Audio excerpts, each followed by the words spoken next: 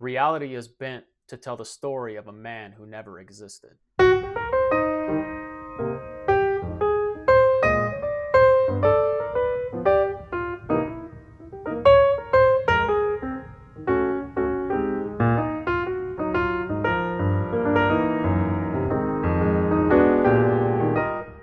Good afternoon, everyone. Welcome to Read the Right Thing Book Reviews. I'm Eric. Thanks so much for watching.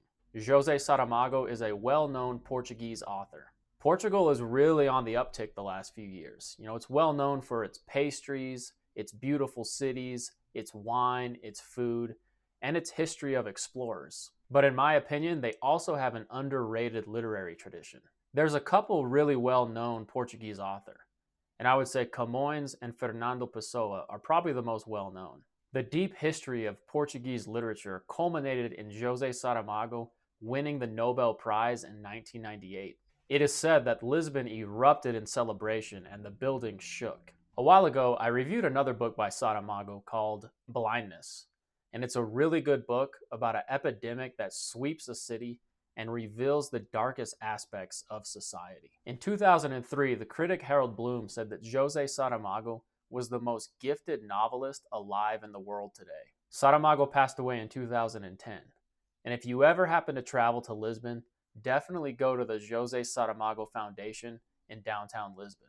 It's in a really cool building called the Casa dos Bicos, and it has a lot of his books and a lot of really good info about the author. José Saramago was born in a small provincial village just north of Lisbon in the Ribatejo region of Portugal. He describes his parents as landless peasants. Saramago isn't even his real last name, but it's a nickname that the family went by.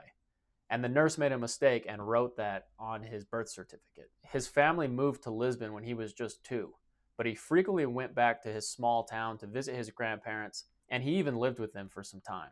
In his Nobel Prize lecture, he speaks about his hometown, how he loved the nature and the people, and that although they weren't the most educated, they were very smart and they loved nature. And they loved the trees and the fruit and all of the agriculture that came along with where they grew up.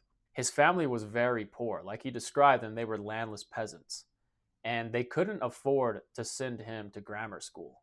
So instead, he had to enter into trade school. After trade school, he worked as a mechanical locksmith, but he would spend his free time and his evenings reading in the public library. He had a desire to absorb and learn and read as much as he could. He spent hours reading literature. No doubt during those evenings when he would spend hours reading literature, he developed writing and storytelling skills. Saramago discovered the great literary history of Portugal with no help from teachers or school. He said that when he first came across the poet Ricardo Reis, he thought that the man was actually a real poet. Saramago said he thought this because he was so poorly acquainted with the cartography of his own country. Later, he would learn about the poet Fernando Pessoa and his many heteronyms, and I'll get to these heteronyms later in the video. José Saramago did not become a published author until he was in his 60s, and no doubt all those years spent reading and combing through books in the public library instilled in him a great skill. It's amazing to think that a mechanical locksmith from just a small town north of Lisbon would write so many great novels. There's a line from a poem by Ricardo Reis that says, "Wise is the man who contents himself with the spectacle of the world." This quote was the springboard to Saramago writing this novel, The Year of the Death of Ricardo Reis. That quote, along with 2 other lines, serve as the epigraph to the novel. There's that first one, "Wise is the man who contents himself with the spectacle of the world," and that's by Ricardo Reis. The second one is, "To choose ways of not acting was ever the concern and scruple of my life," and that's by Bernardo Soares, another heteronym of Fernando Pessoa. And the third line is this, by Fernando Pessoa himself. "If they were to tell me that it is absurd to speak thus of someone who never existed, I should reply that I have no proof that Lisbon ever existed, or I who am writing, or any other thing wherever it might be." There's a couple ways you could take these lines. Is it wise to just content yourself with the spectacle of the world? Don't overthink things and just freely observe? Should we remain just casual observers?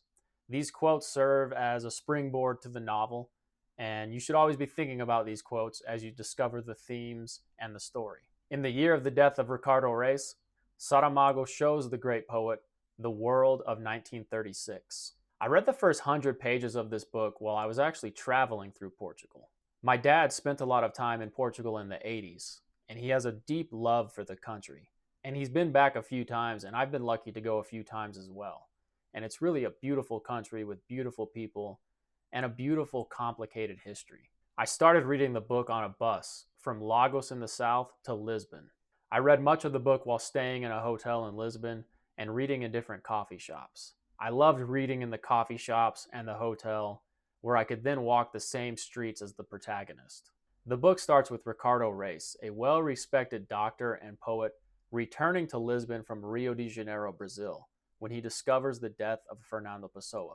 Fernando was himself a great poet and also one of Ricardo's friends. Reis checks into a hotel called the Hotel Bragança. He walks the streets of Lisbon and he dines in the restaurants. Saramago beautifully describes the hotel, the streets, the river, and the essence of Lisbon. He almost lulls you to sleep, describing these rain-filled streets until ultimately he punches you in the gut with some thought-provoking idea or event. For instance, there's a moment when Ricardo Reis is reading in the paper, and he reads about a dog who was suffering from malnutrition and ended up eating its own babies. Or when finally the ghost of Fernando Pessoa visits Ricardo Reis in the Hotel Bragança. Here's the scene where Ricardo Reis first encounters Fernando Pessoa. The place is so quiet. No lights from any of the bedrooms. Either the occupants are asleep or the rooms are empty. At the end of the corridor, the number plate 201 glows dimly, and Ricardo Reis notices a ray of light coming from under the door. He must have forgotten to turn off the light. Well, these things do happen. He inserted the key in the lock and opened the door, and there was a man sitting on the sofa. He recognized him at once, though they had not seen each other for many years. Nor did he think it strange that Fernando Pessoa should be sitting there waiting for him. He said hello, not expecting a reply. Absurdity does not always obey logic. But Pessoa did in fact reply, saying hello, and stretched out his hand. Then they embraced.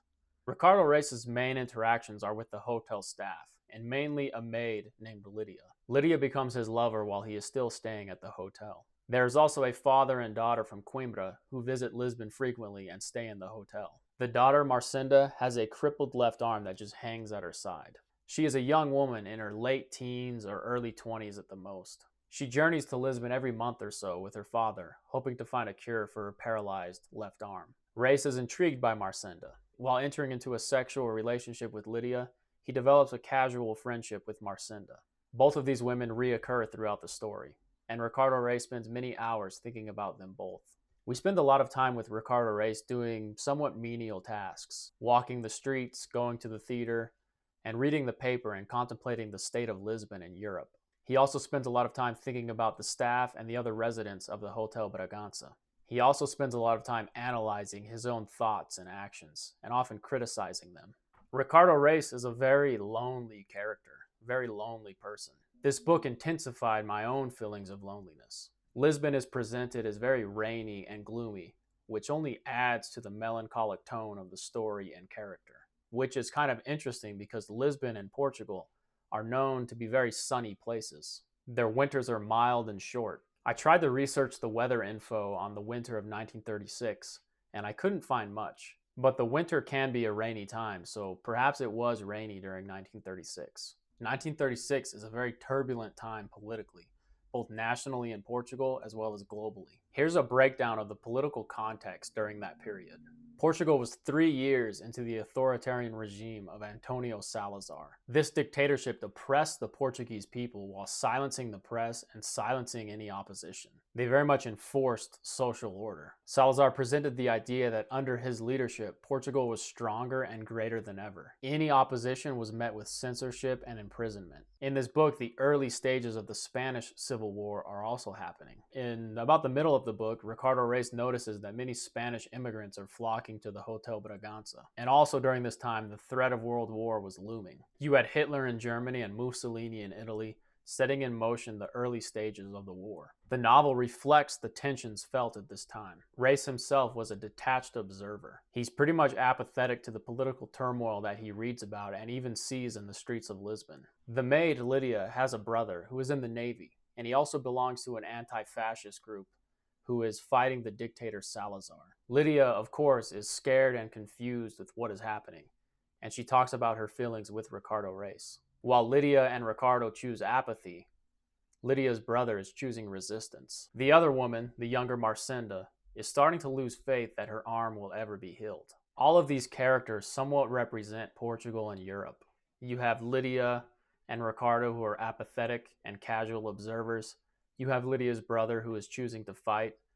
And then you have Marcinda, who is losing faith. Her crippled left arm can also represent Portugal. It represents Portugal and also how a lot of Europeans felt at the time. This lack of faith, like anything can improve anything. There's even a line in the book where either Pessoa or Ricardo Reis says that we are all cripples. This book reminds me of another book I read called The Tin Drum by Günter Grass, because it uses characters to represent how Europeans felt during World War II. And that book also uses elements of magical realism. Lydia and Marcinda can also represent the class system. One is wealthy, while one is just a poor handmaiden who works at the hotel. Lydia serves people like Reis and Marcinda.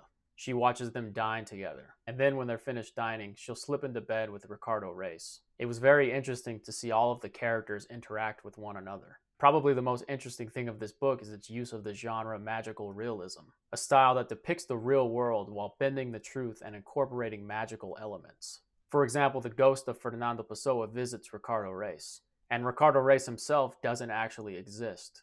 He was only created in the imagination of Pessoa. Reality is bent to tell the story of a man who never existed. But also, everything that Ricardo Reis does in Lisbon, you or I could do, any normal person could do.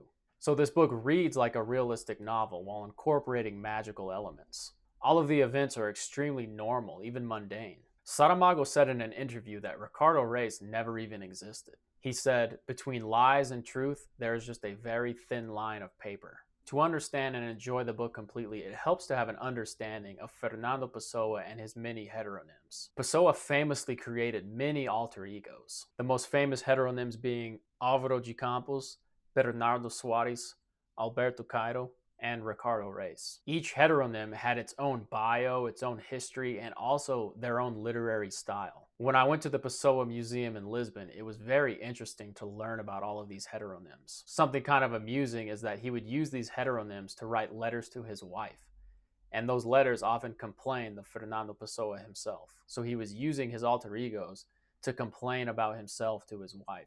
I'm sure she probably got a kick out of that and even appreciated that he could see his shortcomings. Pessoa understood that he had many identities and people even within himself. He created the first heteronym when he was just a little boy. I think he believed this about everybody.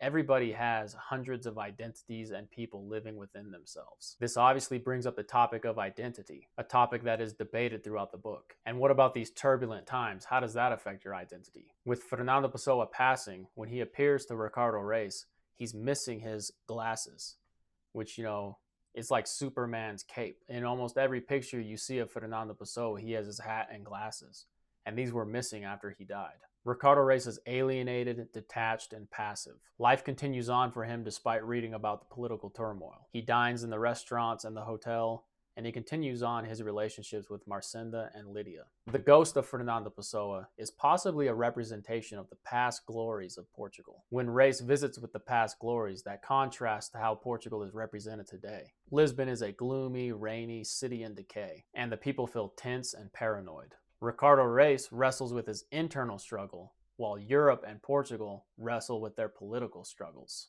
He questions his identity, his mortality, and his morality. And I think Europe was questioning the same things. Does Lydia really love him, or is the power dynamic of rich and poor at play here? I wonder if that is why he also craves the love of Marcinda. She is more on his level socially. But even there's an age difference. The reader can fault Reis for remaining passive to the political struggles of his day, but obviously many people were just like him, and this allowed for these authoritarian regimes to come into power. Saramago himself was a communist, and he was very different from Lydia and Ricardo Reis. He said this novel is his way of getting back at Ricardo Reis. Saramago loved Ricardo Reis's prose, his literary style, and his poetry, but he found his attitude towards life and society as utterly disgraceful. Death and mortality are constantly there in this book. Fernando Pessoa died, and now his ghost has 8 months to walk the streets of Lisbon.